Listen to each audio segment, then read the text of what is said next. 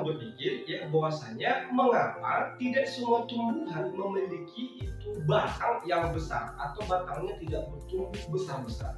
Nah, misalkan seperti tumbuhan ini ya, batangnya besar. Atau coba dilihat ya di layar Bapak berikut ini, ada pohon-pohon tertentu yang memiliki ukuran batang itu sangat besar ya, sangat tinggi. Sementara banyak juga kita temukan tanaman-tanaman tertentu batangnya itu tidak besar-besar atau tidak memiliki yang namanya pertumbuhan yang besar untuk batangnya. Mengapa demikian? Hai, salam kenal dan salam berjumpa di channel saya. Silakan kamu pantau channel ini agar kamu tidak ketinggalan informasi penting dari channel saya. Ikuti dan pantau selalu sekali channel. Dan terima kasih untuk like dan subscribe.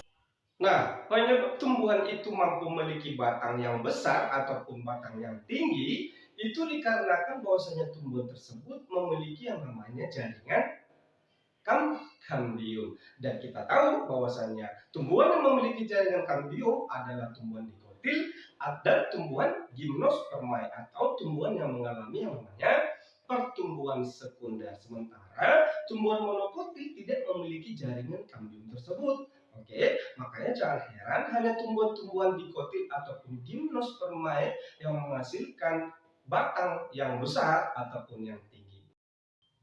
Nah, di materi sebelumnya Bapak sudah menjelaskan perbedaan yang namanya proses pertumbuhan dan proses perkembangan. Dan juga disinggung masalah perkecambahan. Nah, tumbuhan kalau sudah menghasilkan kecambah ya, nanti kecambah itu nanti akan mengalami pertumbuhan. Nah, jenis pertumbuhan yang dimaksud nanti dibagi lagi menjadi dua. Ada yang disebut sebagai pertumbuhan primer ya, dan ada juga disebut sebagai pertumbuhan sekunder. Hari ini kita akan membahas kedua jenis pertumbuhan tersebut. Ya, kamu simak penjelasan Bapak ini. Pembahasan yang pertama yaitu pertumbuhan primer. Pertumbuhan primer itu terjadi akibat aktivitas titik tumbuh sel-sel meristem pada setiap ujung tumbuhan. Ujung tumbuhan yang dimaksud baik dari ujung batang maupun ujung daripada akar. Nah, dampak pertumbuhan tersebut menyebabkan akarnya bertambah panjang, lalu batangnya juga bertambah panjang ataupun bertambah tinggi. Nah, bahwasanya jenis pertumbuhan primer pada akar tersebut nanti dibagi menjadi 3 zona atau 3 daerah. Yang pertama ada nanti yang disebut dengan daerah pembelahan sel, lalu ada daerah perpanjangan sel, dan ada daerah diferensiasi. Nah, seperti apa ketiga daerah tersebut ya? Kamu dengarkan penjelasan berikut. Ketiga daerah pada ujung akar tersebut tadi ada namanya daerah pembelahan sel. Nah, daerah pembelahan sel ini sering disebut sebagai daerah elongasi. Lalu berikut yang di bagian tengah ada namanya zona pemanjangan sel, di mana disinilah nanti yang mengalami pemanjangan pada ukuran akar tersebut. Dan pada bagian di atas disebut dengan daerah diferensiasi. Ini merupakan daerah pematangan sel. Artinya di sini sudah terdapat organ-organ tambahan seperti rambut akar. Nah, di mana rambut akar berfungsi untuk membantu memperluas penyerapan air. Jika kita lihat pada bagian ujung atau pada bagian akhir daripada akar tersebut nanti ada yang disebut dengan tudung akar atau kaliptra. Dan sifatnya ini selalu lembab ataupun basah. Fungsinya adalah untuk mempermudah menembus tanah. Setelah kita memahami bagian ujung akar, sekarang mari kita lihat bagian ujung batang. Nah, pada ujung batang terdapat tunas apikal akibat perkembangan meristem apikal yang letaknya pada ujung. Lalu ada tunas samping akibat perkembangan meristem lateral.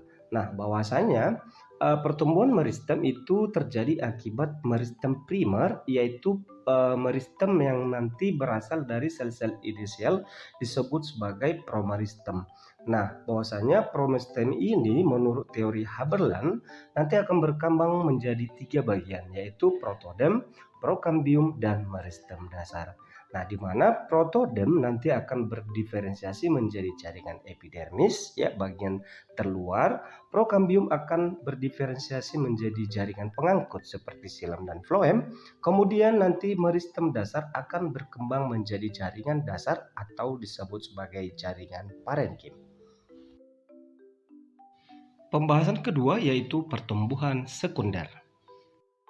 Nah, bahwasanya kita telah memahami bagaimana mekanisme itu terjadinya pertumbuhan primer. Sekarang kita bahas yaitu pertumbuhan sekunder. Nah, pertumbuhan sekunder pada tumbuhan itu terjadi akibat aktivitas jaringan kambium pada tumbuhan tersebut. Di mana jaringan tumbuhan ini ya atau jaringan kambium ini dimiliki tumbuhan dikotil maupun tumbuhan gimnospermae. Nah, dampak pertumbuhan jaringan kambium ini menyebabkan yang namanya batang itu bertambah besar untuk daerah diameter batangnya. Oke ya. Dan bahwasanya sel-sel pada kambium nanti itu mengarah ke arah luar membentuk yang namanya floem sekunder, dan ke arah dalam nanti akan membentuk yang namanya xilem sekunder.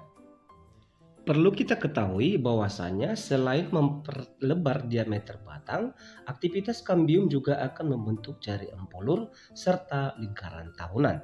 Dan lingkaran tahunan pada tumbuhan akan menentukan usia tumbuhan tersebut. Dan di mana satu lingkaran tahunan berarti setara dengan 1 tahun usia tanaman. Nah, bahwasanya lingkaran tahunan ini nanti tampak jelas pada batang yang ditebang, yaitu seturut dengan perkembangan cuaca, di mana pada saat musim hujan dia akan lebih tampak jelas dibandingkan musim kering.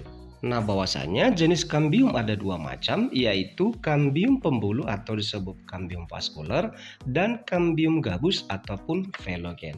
Nah, bahwasanya kambium pembuluh berperan dalam penebalan batang dan akar, sedangkan kambium gabus akan berperan pembentukan lapisan pelindung atau peridam.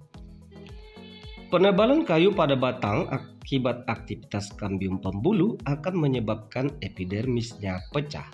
Jaringan pelindung berupa lapisan gabus kemudian mengambil alih fungsi epidermis tersebut.